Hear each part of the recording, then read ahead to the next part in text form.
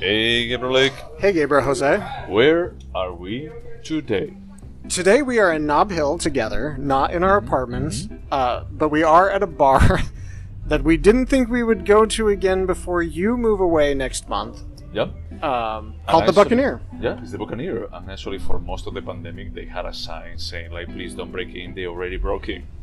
Oh, man, poor business. But nowadays, they have, like, the amazing Franciscaners that it takes, like, a whole life to work through. It's one of my favorite beers. It's one of my favorite random bars. I don't know exactly why, but it's great. They always have very, very interesting bartenders that are usually... Oh, God, like, I've forgotten, like, that woman. Our bartender, she was just wasted. Yeah. Every time we were here, she's not here today, but it's still a nice experience. Yeah, now it's a hot dude, a hot bro. Hot dude, yep. But what did we watch today? Talking about hot cinema.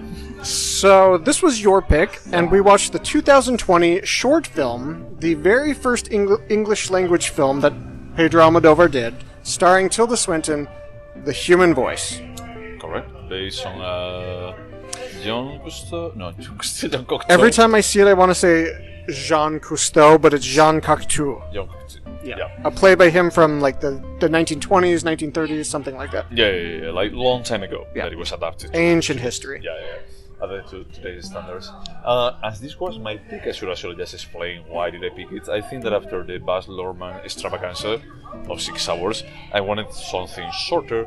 And we discussed, I remember like even when I found the news that this was going to happen, and I remember like just screaming to the skies that this is the matchup that we didn't know that we needed. It's like I think that we both really like Tilda Swinton. I really like Almodóvar. I don't know. I like him. I do like him. Okay. After your opinion on women on the Birds of a Nervous Breakdown, I wasn't completely sure you like him or not. No. I do like him a lot. I promise. Alright. And his most recent film, I gave like a 10 to. Well, we didn't score it, but okay, that's fine. I loved that film. Anyway, sorry. You would actually give it a 10? The one with Antonio Banderas? Yeah. I think that's the best thing he's ever done. I was blown away by it. Okay, no, that's fair. So I got like, really curious to watch it, and I saw that it was on HBO Max, so there was no reason for delaying watching it any longer. So what is this 30-minute short about? So, how to describe this? So, Tilda Swinton is our main character. Only character. She's the only character besides the dog that makes really an appearance. This short is 30 minutes long, approximately, so very close to that. The film starts and it's mostly dialogue-less. It's very conceptual. We see woman, because she doesn't have a name, Tilda Swinton's character. She goes to a hardware store with a beautiful dog. She's impeccably dressed, and she buys an axe, and then from Pedro Almodóvar brother. I didn't know that. On every single production. Oh, good for them. Yeah. So we don't really know why she's buying this axe, but she goes home with the dog that doesn't seem to like her very much, and she takes several pills, 13 to be exact, of diazepam, I think it was, and then she drinks a couple glasses of wine, and it's kind of we don't know if it's a suicide attempt or a call for attention, and there's a suitcase by her door, and we find out that this suitcase it's owned by her lover of 4 years. Former lover. He broke up with her 3 days ago, and he is supposed to come and pick up his things, including the dog, and he just doesn't come, so... Is the dog his or hers? Because I think there is a sentence at some point that she actually says that is that the dog is missing you, is that he has become your dog. I could have missed that. I remember that part of the show, and she said, he's your dog. I'm not saying I didn't miss anything, so it's unclear. But the dog clearly has a preference for the lover that we never learn his name. Isn't it Jose? Well, I just checked the IMDb page, and there's no... Okay. Yeah. Well, I mean, he doesn't talk, or he doesn't like show up or anything. But I think there is a point that she says Jose. But I may be like just making it up. The only name I remember is Fabian, that she brings up many times because it's her agent. Yeah, that's right. But again, I could have missed something. So we don't know what she does for a living either. She writes, but what does she write? I got the impression she was an actress because she has this conversation about, women of my age are back in style. They like thin, That's true, melancholic but beautiful women of her age. But yeah, we never find out what she does. There's a lot we don't find out. She wakes up from either this genuine suicide attempt or a call for attention, and she sees that she missed a call from a private number. She knows it's the lover. She connects with him, and this is when the dialogue really starts. And basically, it's a monologue. We never hear the lover's voice, and she talks us through very eloquently and beautifully her heartbreak in a way that's so unrealistic, but so beautiful, because nobody handles these major emotions like that in real life. But we just hear her side of the story, and she feigns... At that point, she already used the axe.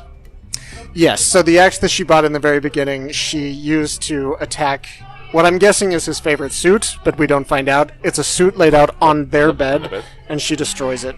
Yep. And throughout this conversation, we see her gain composure and then lose control and become hysterical and then become very rational and like understanding about the breakup.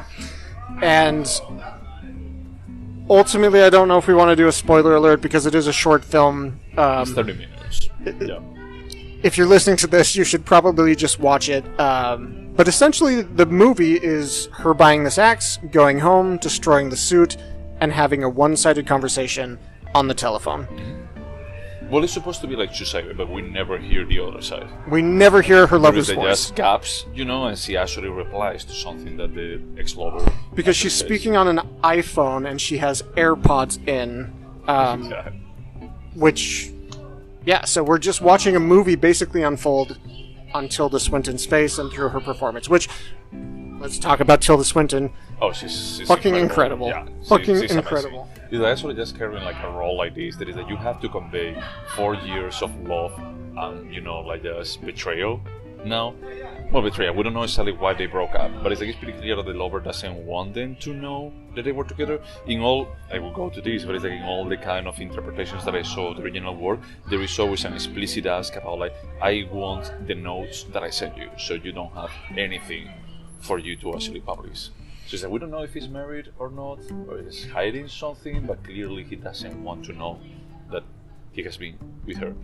And there is a scene where we assume the lover is asking, is she taking care of herself? And she's like, oh, no, I've gone to a therapist, I'm going out with friends, it was all a lie. And she's like, oh, but don't worry, I never mention you by name. And I'm going to send all of your notes to you, you can burn them if you want, but you will have all of the... Yeah. She actually has a very, very nice line where she's like, I'm sending you all of the notes, the beautiful notes. All I'm keeping are the words you said to me, which I thought was extremely beautiful. And I'm assuming... Yeah, okay, good. Yeah, so I think that it requires like a specific type of talent for being able to just, not only about like just for 30 minutes, like just being the only person defending this role on the screen, but also about like being able to convey the sense of betrayal, as you were saying, like the rationality and the rationality, and even if it's fake, because even like something that I really love about this that we didn't mention is that the apartment doesn't really exist. Is that the apartment is just a studio set, and it's that sometimes the opening actually of the short is that you see walking around the warehouse where the apartment is built in. But we don't know that. We only see it at the end, where it actually feels like a bit more of a she's in a jail, in a cell of herself, and then, spoiler alert, at the end she actually ends up like just burning it down. But it's that she conveys that feeling about like, I'm trapped by these feelings. I'm trapped by these feelings of this person. I cannot really like, get over a person in 3 days. But I can convey my 3 years, almost 4 years of relationship in just 30 minutes. I was completely blown away by her performance, and I just watched her face. And Tilda Swinton, I don't know how old she is exactly, but she's not young. No. And there was... in one of her first scenes after she bought the axe, because she's impeccably dressed, beautiful sunglasses, but then she comes home and she takes her glasses off, and just the expression on her face, you saw how tired she was and how destroyed she was by the ending of this relationship, and I was like, not a lot of people can do that. Michael Fassbender did it in Shame, yeah. But there's not that many people that can just show that on their face, almost not moving. Yeah. No, that's completely fair. I think that this was, as I was saying, when this was announced, is that this was like a perfect matchup. is that when you think about like the kind of actress that Almodóvar used to work with back in Spain, they're like a strong characters. You know, well, Penelope Cruz, it became like a strong character, but they're usually like a strong females. And here is like, if I were to think about the States, I would like to actually see him working with Isabel Huppert. But it's like if I had to go... I just got a little bit hard. Okay. If I had to choose like an American, you know, like classical American, I don't know where Tilda Swinton is from, if she's British. She's British. Is if I had to think about like an English-speaking actress, is like this is the perfect pick. I didn't think... Ingmar Bergman and his muses were perfect, and I felt that way about Penelope Cruz and Almodóvar. I just felt like this is synergy. Like, they just... On what movie? Because you don't like Volver. Volver, but he got a performance out of her that Penelope Cruz is not capable of. Broken Embraces, it was not a good film, but you could just feel like the love that she has for the director and the director has for her. But I was astonished to think that Tilda Swinton is a better muse for Almodóvar, because this is just a match made in heaven. I agree and slightly disagree. I think that it's also like maybe there is a factor of you get the language, you know, there is a bit more of the language factor that is like, for me, it's not there, you know. It's like I wonder exactly how it was like for them, like just working together, because knowing Spaniards, what they speak in Spanish and English, you know, as you know from me and the audience also know, we tend to have like a very thick accent, and I'm pretty sure that it was like just interesting to just see them interacting with each other with the posh, like British accent from Tilda Swinton and the okay, you have to do this. I was wondering very much, like, I don't know if Almodóvar speaks English well enough to direct. I think it would require a very high level of English that very few people have. And I was wondering, did they hire someone like Paul, who just learns all of the language, and they bring him on the set and try to do like a live translation? That's an interpretation, yeah. I was really wondering, and it's interesting because the film that I picked is a very established Korean director, and the reason I picked it is because it was his first English language film. And I'm curious to see whether he was successful or not at directing his English-speaking actors. I'm very familiar with the film, and I'm so curious to hear what you think. But I also think that probably Almodóvar didn't have to direct her much. I mean, Tilda Swinton... Oh, yeah, she's amazing. You just give her a script and put her in the beautiful clothes and... What did you feel about like the clothes that she's wearing on the opening sequence? That she wears like 2 dresses that they are like impossible dresses.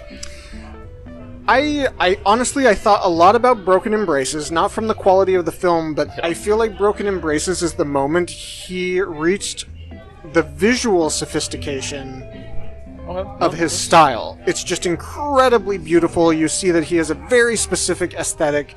I think this is a far superior film to Broken Embraces, but I feel like that was the moment that he kind of reached this level of sophistication and elegance, and I think he dressed her perfectly. I think the way he dressed her, and I don't know if it was him or a costumer, but it fit perfectly with her story. We still don't know what she does. We're guessing she's an actress, but the clothes just made us wonder, what does she do? She's glamorous. She has a ton of style. I felt like the clothes were almost like a character. I hate when people say that. Well, New York City was a character. No, fuck you. But it just played so well into this wondering. But it's the kind of stuff that Almodóvar always had, even like in Women on the Berries of a Nervous Breakdown. It's like every single detail on the house was trying to tell a story about who she was. He was trying to define her in some kind of way, and I think that that's so significant when Tilda Swinton is like just trying to open like the drawers towards the end, and she can't. And it's a bit more. It's like I've been like denied even access to who I am because of how obsessed I was with this person. And I do think every set piece was carefully chosen by Almodóvar himself. I forget who she's talking to, maybe herself.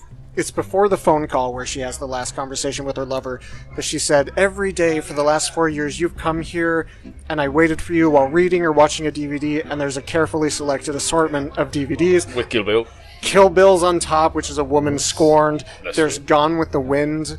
Okay. I could be wrong, but I remember looking at each of the movie titles and I did being too. like Yeah. somebody put a lot of thought into this. And I didn't pay that close attention to like the clothing or the wall art, although the wall art was very like Renaissance nude women kind of in a vulnerable position, and there's not many filmmakers, in my opinion, that we see that puts that much thought into everything you're seeing on screen. Wes Anderson. But Wes Anderson is like the cheap version of Almodóvar, I think. I think that they're pursuing something different, you know? Yeah. He actually wants to be some kind of fantasy, and Almodóvar wants to use it as a character. And it's interesting that Tilda Swinton works for both. Oh, that's true? Yeah, Yep. actually, that's absolutely true. It's one of the muses also for the... I think she has a very strong aesthetic style herself, and she gravitates towards these directors, which luckily have a lot of talent, because she could be attracted to people like Guy Ritchie, that has a style, but doesn't necessarily have the direction chop. And doesn't have absolutely anything to say, let's be open. That's interesting. Should we go over the questions? Yeah. I like that screen. My wallpaper. That it was like almost like the dog in The Human Voice. Oh, by the way, something that I didn't mention is like I was mentioning this to a friend about like watching The Human Voice, and he knew about is that the young Cocteau work? He said, so actually there is an opera adaptation to this. And I spent, after watching the movie, I spent like 1 more hour like just checking these adaptations, because depending on who is like the set producer, is just completely different. But it's the same premise about like a woman being like heartbroken and just communicating with his boyfriend, his lover or whatever, and just like coming to terms with it and actually just breaking free. Yeah, so there's the opera adaptation that you told me about that I didn't know. There's he used the play as an inspiration for women on the verge of a nervous breakdown. I would love to see the play and then just explore all the different ways that this has inspired other mediums, because clearly there's something very powerful there. No, but I found it like just mesmerizing. Is that when you see like women on the verge of a nervous breakdown, it's like, this is a story that can be applied at any point. And it's like, it was, because the play was actually 100 years ago. Yeah, exactly. Yep. So the first question is, would you watch this again? Yes. And especially, like in like 30 minutes, I have no idea why wouldn't I. I almost go like watch it like just back to back. I'm like, I'm finished. I'm going to watch it again. I watched it back to back today, and then I thought about tonight, if I go home to my husband, I would say, let's watch this again. Yep. It's incredible. Would you recommend this? Yes. It's a pretty easy to recommend movie. Well, short. So you would recommend it to your parents? All right. To my parents, yeah. To anyone. To anyone for them. I would definitely recommend it. I mean, there's nothing offensive about it, but it's also so high quality that I feel like everyone should watch this, or everyone would be open to something this good. Yeah, I mean, there would be worst case scenario. They could be like, oh yeah, that was pretty well made. Will you remember this?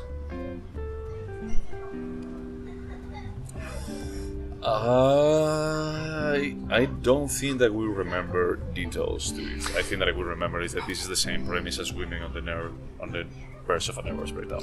Yeah, I surprised myself by writing down no just now, because I'll probably remember Tilda Swinton was in it. I'm not going to remember any of the details of the phone call. Yep. Yeah. Is there anything artistic about it? Oh yeah, from the beginning to the end. It's like every single take is like it's such a millimetrically measured. Yeah, it's perfect. Yep. And the performance, the music is incredible. Even, I was thinking, that dog is so beautiful and performs so well. Okay. Yeah, that's fair. That's fair. Is it a timeless piece? Yes. I mean, it's at least from the perspective that it's basically an adaptation of a piece from 100 years ago, and probably the only thing that they changed is that they're using AirPods and a phone. That's it. And just adapting it to, like whatever is like the aesthetic nowadays of a cool apartment. Is this a timeless piece? Yes. Oh, wait, sorry. Well, that's exactly what we said, though. That was the wrong question. Would you turn it into a TV show? Sorry.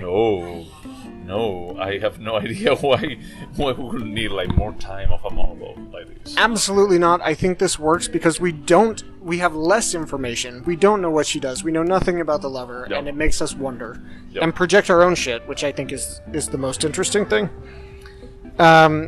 Do you think this movie could have been better?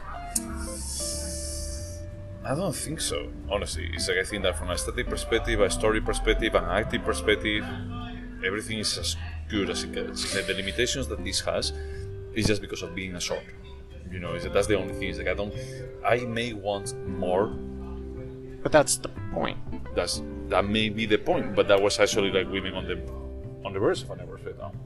I have to say that I think the scale was so perfect. The amount of story that it took on was so perfect for the 30-minute runtime. There's nothing I can point to and be like, if they had changed that, this would have improved my experience. So all that's left now is to score this. This was my pick, so you had to score first. Yes.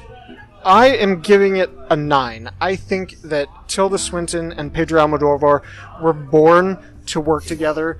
I think the script is incredible. The performance, the set design, the fact that Kill Bill was sitting on her coffee table. Okay. The dog was perfect. This is a wonderful film and a New York Times critic pick. Okay, that's what actually justifies it. For me, it's going to be an 8.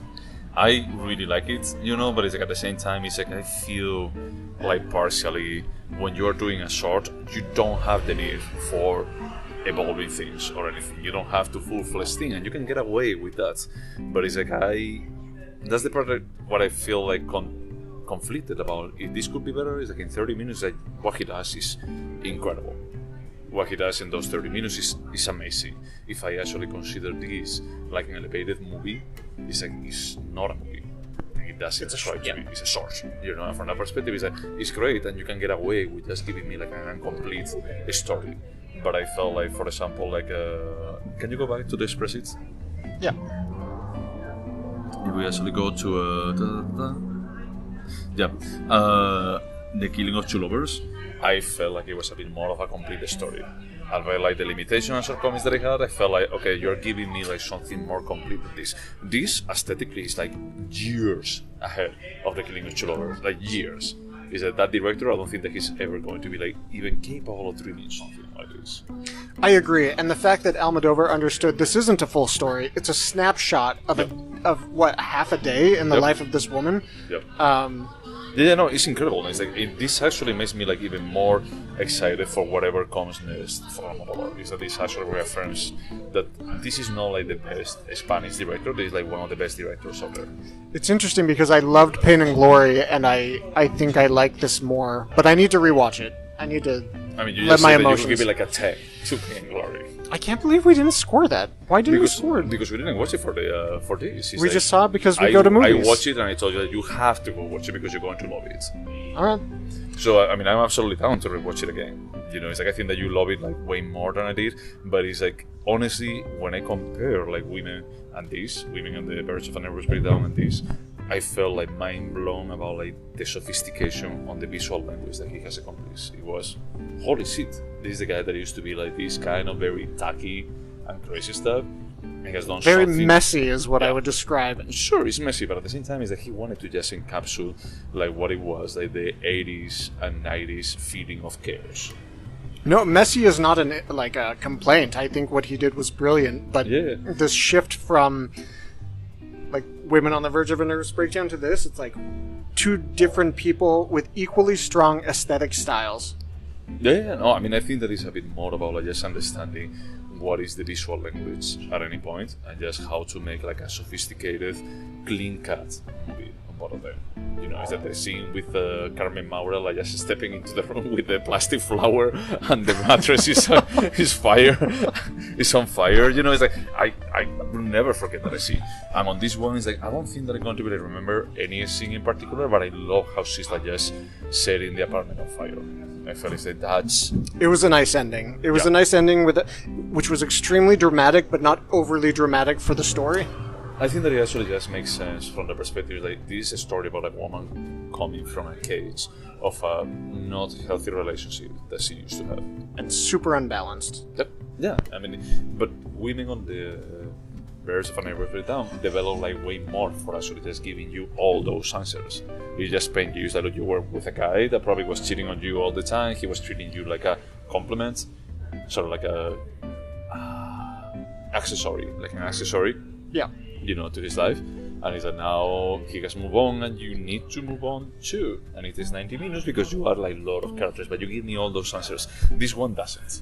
But still, you can just assume that most of the answers will be the same between both movies. Yeah, I He agree. got to develop it, because like he actually sets it up for that, but he doesn't need it. So he just develop on that. Well, great suggestion. I liked it. Yep. What are we watching next? So I picked the 2013 film starring Nicole Kidman, Mia Wasikowska, another actor that I absolutely love that I can't think of the name in. It's the guy who dies in A Single Man. I don't remember. That's the boyfriend. Anyway, Spoiler alert for a random movie. I saw this movie when it was in theaters. It's not a perfect film by any means, but what I was fascinated with by a human voice, was that this was his first English language film, and this is Chan Wook Park's first English language film. And he's an established Korean director. He did The Handmaiden, which was a big deal in 2016. He did Old Boy. And so I just found it interesting, a director trying to jump to another language, and I wanted to hear what you thought about it. Yeah, that's good. So next is going to be like Michael Haneke with Funny Games. Well, The American yes, version. the Naomi Watts version of Funny Games. Well, no, that's great. Anything else to say about the Human Voice? I would just encourage everyone to go watch it right now. It's fantastic. Yeah. And the funny thing is, like, this podcast is almost the length of the short. Of like a feature. Oh. Yeah, no, you have been like just pretty bad. This was like even longer than the short, but yeah. Okay. So to that dozen of people that they don't have anything else better to do with their lives than listening to us, thank you so much. And wash your hands. Bye.